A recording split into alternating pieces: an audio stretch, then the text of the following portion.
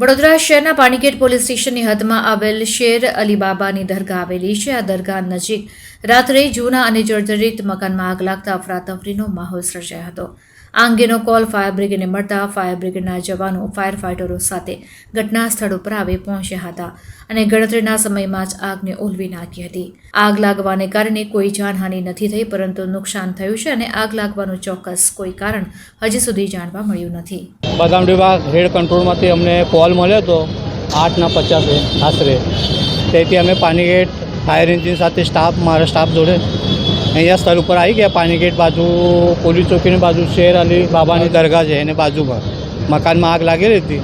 આમાં જીવી હાનિ તો કોઈ છે નહીં. 2 બોટલ નીકળ્યા આમાંથી, બાકી આગ ઓલવાઈ ગઈ કંટ્રોલ. કોઈ જાણા નહીં. આપણો પરિચય? સર સૈનિક હેમંત મહાડિક, પાણીગેટ.